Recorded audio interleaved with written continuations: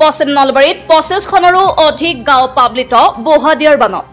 বহাদিয়া নৈৰ উন্মুক্ত মথাউৰিৰে হুৰাহুৰে পানী সোমাই বিস্তৰ ক্ষতি সাধন কৰিছে 25খন গাঁৱৰ ৰাইজক। জিলাখনৰ পশ্চিম নলবাৰী অঞ্চলৰ নপৰা, খাটনিয়াৰপাৰা, বৰবৰা, পূৰ্ণি, শাহপুৰ, গামাৰীমুৰি, সোণাৰা, বৰপিটকে ধৰি প্ৰায় 25খন গাঁৱৰ ৰাইজে ক্ষতিগ্ৰস্ত হৈছে বহাদিয়া নৈৰ বানত।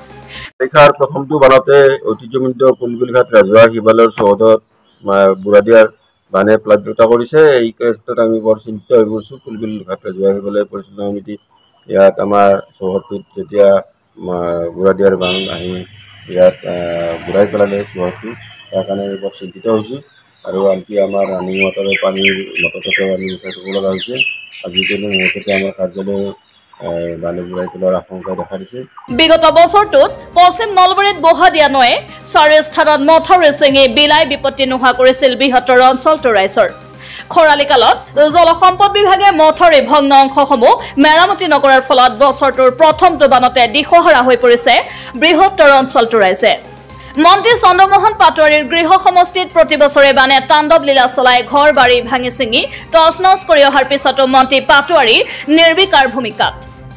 বান যোৱাৰ পিছত ঘৰিয়ালৰ চকুপানী টুকিবলৈ অহা লেখীয়াকৈ কিছুদিন পিছতে নেতা মন্ত্ৰীয়ে ভিৰ কৰিব বানাক্ৰান্তসকলৰ ওচৰত।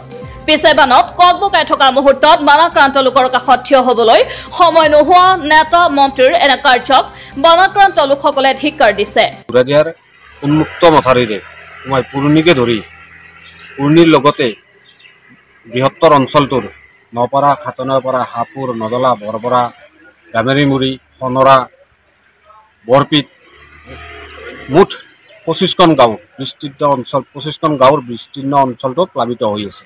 যে বুঢ়াদিয়া মথাউৰিটো 1 কিলোমিটাৰৰ ভিতৰত 4 ঠাই উন্মুক্ত হৈ আছিল। বিগত বানত 23 বৰ্ষৰ বানত উক্ত মথাউৰিটো 4 ঠাইত ছিন্ন বিচ্ছিন্ন কৰিছিল বানে, কিন্তু আজিলৈকে এই উক্ত মথাউৰিটো নিৰ্মাণ নোহোৱাটো অতি দুৰ্ভাগ্যজনক। জলসম্পদ বিভাগৰ অকৰ্মণ্যতা আৰু নিৰ্লজ্জতাৰ বাবেই আজি এই অঞ্চলৰ ৰাইজ ভুক্তভোগী হ'ব লগা হৈছে। ইফালে বানৰ তাণ্ডৱ লীলাৰ মাজত সাধাৰণ পৰিয়ালসমূহৰ লগতে পশুধনৰ চৰম খাদ্য সংকটত ভুগিবলগীয়া হৈছে। গছৰ ডাল কাটি পশুধনৰ খাদ্য সংগ্ৰহ কৰি ফুৰিবলগীয়া হৈছে আন একাংশ বানাক্ৰান্তই। News desk report, Asom voice.